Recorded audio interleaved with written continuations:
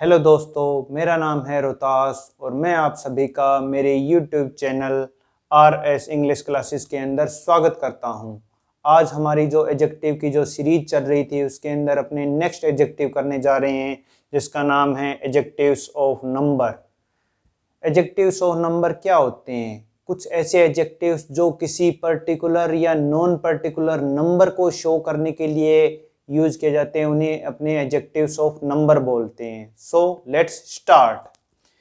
Adjective of number: to show how many person और thing there are, यह बताने के लिए कि कितने व्यक्ति और कितनी वस्तुएं कहीं पर रखी हुई है। And in what order a person और थिंग स्टैंड्स, या फिर कोई कितने व्यक्ति और कितनी वस्तुएं किस क्रम के अंदर रखे हुए हैं, किस क्रम के अनुसार वो आ रहे हैं, यह बताने के लिए जिन शब्दों का अपने यूज करते हैं उन्हें अपने बोलते हैं adjectives of number. Here are some examples, so let's start. The hand has 5 finger, हाथ के अंदर 5 उंगलियां हैं। तो जो 5 है वो है adjectives of number. Few cats like cold water, कुछ बिल्लियों को ठंडा पानी पसंद है। तो जो फ्यू है वो कैट के बारे में बता रहा है कि कैट कितनी है, वो फ्यू, कुछ कैट है मतलब एक से ज्यादा है। तो ये भी नंबर को एक्सप्रेस कर रहा है। ऑल मैन मस्ट डाई, सारे ही इंसान मर जाएंगे, सारे व्यक्ति मर जाएंगे। तो जो ऑल है वो भी एक नंबर को एक्सप्रेस कर रहा है, एक से ज्यादा नंबर को एक्सप्रेस कर रहा है। Here are some ripe mangoes, यहाँ पर जो ये कुछ पके हुए आम हैं। तो जो राइप सम है वो भी मैंगोज के बारे में बता रहे कि वो एक से ज्यादा है, कुछ मैंगोज हैं। तो ये भी क्या हो गया, एडजेक्टिव्स ऑफ नंबर हो गया। ये मतलब अगर किसी नाउन के साथ कोई कुछ ऐसा वर्ड लगा हुआ है जो किसी पर्टिकुलर और नॉन पर्टिकुलर वर्ड्स को शो करता है, तो अपने उसे क्या बोलेंगे, एडजेक्टिव्स ऑफ नंबर बोला जाएगा। आगे देखो, adjectives of numbers are of 3 types. जो नंबर को एक्सप्रेस करने वाले जो एडजेक्टिव होते हैं ना, वो 3 तरह के होते हैं। कौन कौन से होते हैं? डेफिनेट नंबर, इनडेफिनेट नंबर और डिस्ट्रीब्यूटिव नंबर। ठीक है, अब अपने डेफिनेट तो नंबर हो गया एग्जैक्ट नंबर, इनडेफिनेट नंबर हो गया जो एग्जैक्ट ना हो, और डिस्ट्रीब्यूटिव नंबर मतलब बहुत सारे नंबर होंगे, प्रत्येक एक एक की बात की जाए अलग अलग, तो वो होते हैं डिस्ट्रीब्यूटिव नंबर। अब अपने ये जो 3 नंबर है, इन नंबर को 1 बाय 1 डिस्कस करते हैं। So let's start. Adjectives of number के अंदर सबसे पहले अपने डिस्कस करेंगे डेफिनेट नंबर। ठीक है, डेफिनेट नंबर। डेफिनेट नंबर क्या होते हैं? To denote an exact number, किसी पर्टिकुलर नंबर को जो वर्ड्स डिनोट करते हैं, जिसके बारे में बताते हैं, जैसे 2, 4, 5, 7। जैसे 2 की बात करें, जैसे लिखा गया है देयर आर 2 मैन, तो अपने को ये बात क्लियर है कि वहां पर केवल 2 ही आदमी है। ऐसे जो नंबर होते हैं उन्हें अपने बोलते हैं डेफिनेट नंबर, किसी एग्जैक्ट वास्तविक संख्या को जो डिनोट करे, जिसके बारे में बताए। दीज आर ऑफ 2 टाइप, और ये जो डेफिनेट नंबर होते हैं ये 2 तरह के होते हैं। The first one is ordinal number, second one is cardinal number. अब ऑर्डिनल और कार्डिनल कौन कौन से नंबर होते हैं, ये बात भी आपको अच्छी तरह से क्लियर होनी चाहिए। The first one is ordinal number, second one is cardinal number.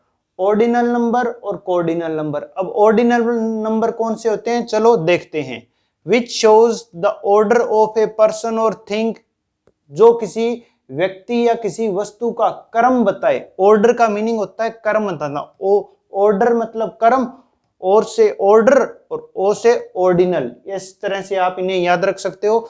Ordinal number जो किसी व्यक्ति या वस्तु का क्रम बताए उन्हें अपने बोलते हैं द ऑर्डिनल नंबर्स। जैसे first, second, third, fourth etc। जैसे ही got the second position in his class, तो जो सेकंड है, सेकंड कि क्लास के अंदर उसकी कौन सी पोजीशन है, ये सेकंड पोजीशन है, ये उसका क्लास के अंदर क्रम बता रहा है, ऑर्डर बता रहा है। तो इससे क्या बोलेंगे अपने, ordinal number. Cardinal number which shows the number in general sense, जो आम बोलचाल की भाषा में नंबर के बारे में बताए, जैसे 2, 4, 5, 7, 10, जैसे ये नंबर बताए। ऐसे नंबरों की जब बात की जाए तो जो नंबर होते हैं उन्हें अपने बोलते हैं कार्डिनल नंबर। जैसे 1, 2, 3, 4, 5, ठीक है, ये हो गए कार्डिनल नंबर। जैसे शी हैज 5 बुक्स, अब उसके पास 5 किताबें हैं, 5, तो 5 है, वो कोई क्रम नहीं बता रहा, ये बता रहा कि किताबों की संख्या उसके पास कितनी है। तो नंबर डेफिनेट नंबर हो गया, डेफिनेट नंबर में ऑर्डिनल नंबर हो गया जो ऑर्डर बताते हैं, फिर हो गया कोऑर्डिनल नंबर जो जनरल सेंस के अंदर नंबर काउंटिंग बताते हैं, ठीक है। अब इसमें सबसे इंपॉर्टेंट बात जो मैंने नोट लगाकर लिखी है, डेफिनेट आर्टिकल द, जो आर्टिकल होते हैं ए एन दी, उनके अंदर दी डेफिनेट आर्टिकल होता है, वो कब यूज किया जाता है, is used with ordinal number. अगर नंबर की बात की जाए तो जो ऑर्डिनल नंबर है उनके साथ है डेफिनेट आर्टिकल दी का भी यूज किया जाता है। इसी के साथ आपका डेफिनेट नंबर पूरा हुआ। अब अपने नेक्स्ट करते हैं जो कि है इनडेफिनेट नंबर।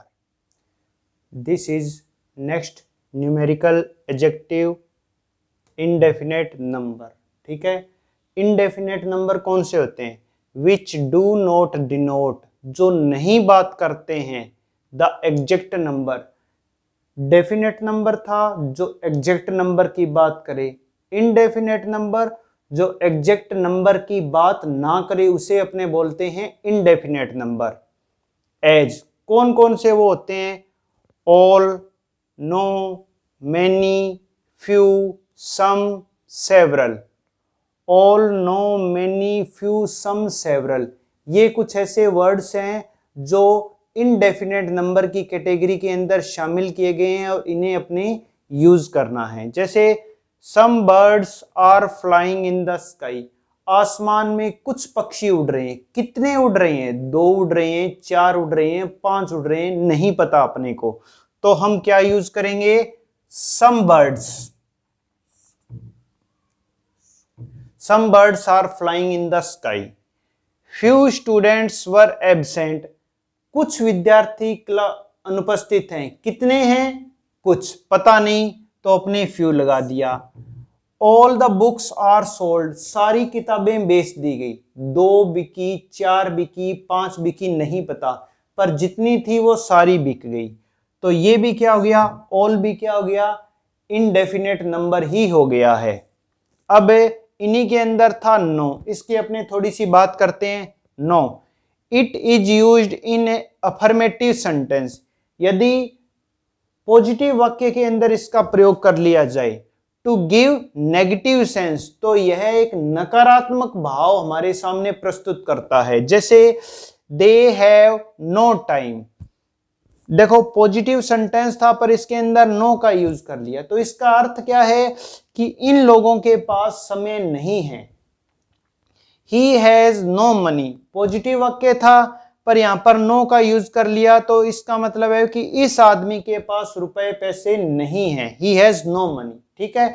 अब no plus noun can be used as a subject, no लगा दिया और उसके आगे अगर कोई नाउन लगा दिया जाए तो ये दोनों मिलकर वाक्य में सब्जेक्ट का काम भी कर सकते हैं। जैसे नो वर्क हैज डन, अब तक कोई काम नहीं किया गया है।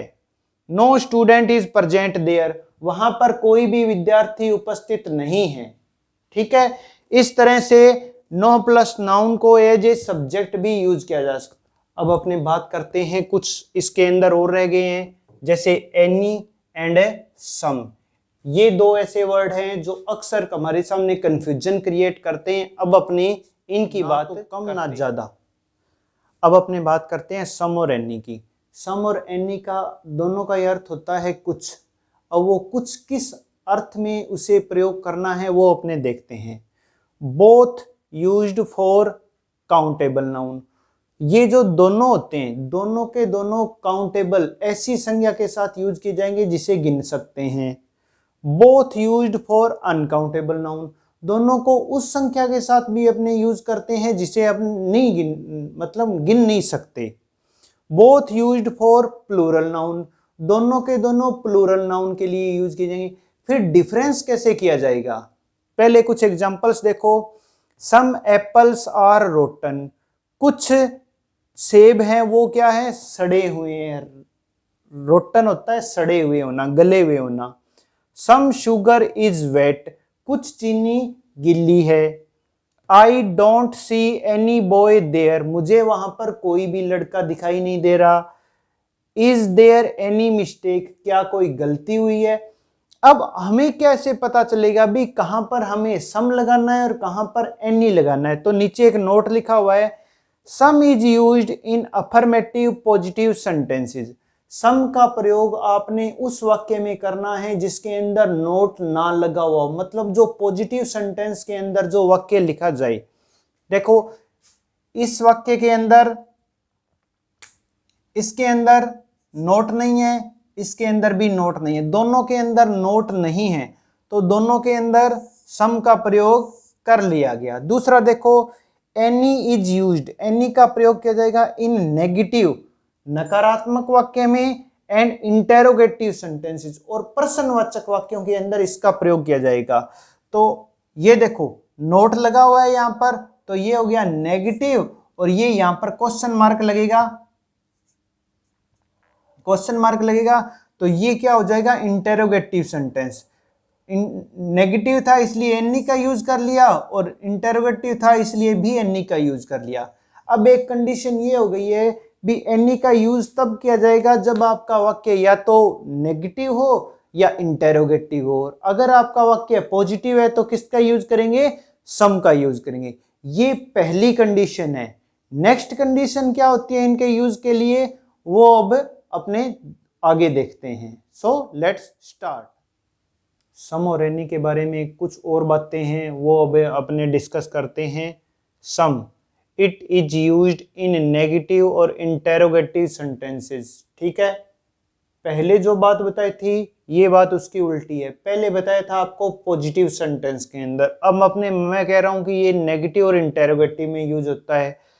Any, it is used in positive sentences, ये बात भी पहले वाली बात की उल्टी है। पहले आपको बताया था भी एनी का भी यूज होता है नेगेटिव और इंटेरोगेटिव सेंटेंस के अंदर, और यहां पर बात कर रहा हूं पॉजिटिव सेंटेंस के अंदर। मतलब जो पहले बताया था अब मैं उस चीज को उल्ट रहा हूं।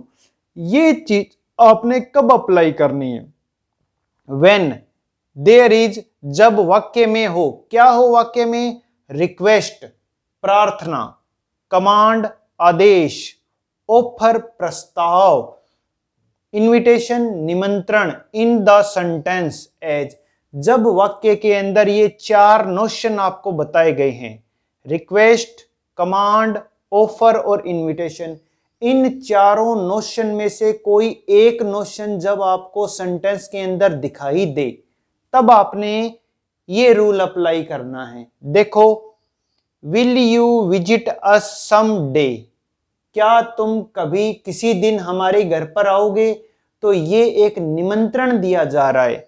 सेंटेंस इंटेरोगेटिव है, फिर भी यहां पर किसका यूज किया गया, सम का यूज किया गया, क्योंकि इनविटेशन है। Would you lend me some money, क्या तुम मुझे कुछ रुपए उधार दोगे, तो यहां पर प्रार्थना रिक्वेस्ट की जा रही है। जब रिक्वेस्ट हो तो वही यही रूल अप्लाई करना है। इंटेरोगेटिव सेंटेंस के अंदर भी सम का यूज होगा। Would you like to take some coffee, क्या तुम कुछ कॉफी लेना पसंद करोगे, ये एक प्रस्ताव दिया जा रहा है, ऑफर की जा रही है कोई चीज। जब इस तरह का कोई ऑफर किया जाए तो इंटेरोगेटिव और नेगेटिव सेंटेंस में सम का यूज होगा। Why don't you give me some money, तुम मुझे कुछ रुपए उधार क्यों नहीं देते, ये कमांड है, एक आदेश दिया गया है। जब आदेश दिया गया है तो भी इंटेरोगेटिव सेंटेंस के अंदर सम का यूज होगा। Take any book you like, भी बहुत सारी किताबें पढ़ी है, कोई भी किताब उठा लो जो तुम्हें अच्छी लगती है, ये ऑफर की जा रही है कोई चीज, तो ऑफर हो तो वाक्य अगर पॉजिटिव है तो भी एनी का यूज किया जाएगा। Any student can do this question, कोई भी स्टूडेंट यह क्वेश्चन कर सकता है। क्लास के अंदर टीचर स्टूडेंट को इनवाइट कर रहा है भी वो आकर बोर्ड के ऊपर क्वेश्चन करे, भी इतना आसान क्वेश्चन है। तो यहाँ पर भी पॉजिटिव सेंटेंस के अंदर इन्विटेशन होने के कारण एनी का यूज किया जाएगा। अब देखो ये जो इंडेफिनेट नंबर है इसके अंदर जो सम और एनी है उसके बारे में मैंने आपको दो बातें बताई है। पहला रूल है सम का यूज किया जाता है पॉजिटिव सेंटेंस के अंदर और एनी का यूज किया जाता है नेगेटिव और इंटेरोगेटिव सेंटेंस के अंदर। एक बात क्लियर होगी। अगर वाक्य के अंदर चार नोशन में आपको बता रहा हूं, रिक्वेस्ट, कमांड, ऑफर और इनविटेशन, इन चारों नोशन में से कोई एक नोशन आपको नजर आए तो जो आपने रूल पढ़ा है उस रूल को आप उल्टा कर दोगे और सम का तो यूज किया जाएगा नेगेटिव और इंटेरोगेटिव के अंदर और एनी का यूज किया जाएगा पॉजिटिव सेंटेंस के अंदर। इसी के साथ आपका इनडेफिनेट नंबर आपका पूरा हुआ। अब अपने न्यूमरल एडजेक्टिव के अंदर तीसरा न्यूमरल करते हैं जो कि है distributive number. So let's start. ये डिस्ट्रीब्यूटिव नंबर है जिसके अंदर जो अपने न्यूमरल एडजेक्टिव के अंदर ही डिस्कस करेंगे। Distributive number which refers to each one of a number, भी बहुत सारे नंबर है आपके पास, जैसे 1 से लेकर 10 तक है, तो हर एक नंबर के बारे में जब बात की जाएगी तो आप डिस्ट्रीब्यूटिव नंबर का यूज करोगे। इसके अंदर चार ही तरह के नंबर एडजेक्टिव होते हैं। दीज आर, ये हैं each, every, either, neither. Each, every, either और नीदर, ये चार ही तरह के एडजेक्टिव है जो आप यहाँ पर यूज कर सकते हो। ईच और एवरी, ईदर और नीदर। ईदर पॉजिटिव में यूज किया जाएगा, नीदर का मीनिंग होता है नेगेटिव सेंस देने के लिए इसे यूज किया जाता है। जैसे each guest is invited in the party, party के अंदर हर एक गेस्ट को इनवाइट किया गया। India expects every man to do his duty, जो इंडिया है वो आपसे एक्सपेक्ट, ये कामना करता है कि हर व्यक्ति अपने कर्तव्य का पालन करे। Either pen can write well, दो पेन है, दोनों में से आप कोई भी यूज कर लो, कोई सा जो भी आप यूज करोगे वो अच्छा ही लिखेगा, मतलब दोनों अच्छे चलते हैं। Neither boy is punished for the mistake, भी दो लड़के हैं, दो लड़ाई कर रहे हैं, टीचर ने उन्हें बैठने के लिए कह दिया तो कहा गया कि दोनों में से किसी भी लड़के को जो उन्होंने मिस्टेक गलती की थी उसके लिए पनिश नहीं किया गया, दोनों में से किसी एक को भी पनिश नहीं किया गया, दोनों को फ्री कर दिया गया, माफ कर दिया गया। ये आपका डिस्ट्रीब्यूटिव नंबर हो गया जिसके अंदर ये चार ही एडजेक्टिव होते हैं, ईच, एवरी, ईदर, नीदर। एक बात जो सबसे इंपॉर्टेंट है भी, ईच और एवरी, जिस सेंटेंस के अंदर ईच और एवरी लग जाते हैं एडजेक्टिव के रूप में, उसके आगे जो भी आप वर्ब यूज करोगे वो वर्ब सिंगुलर होनी चाहिए।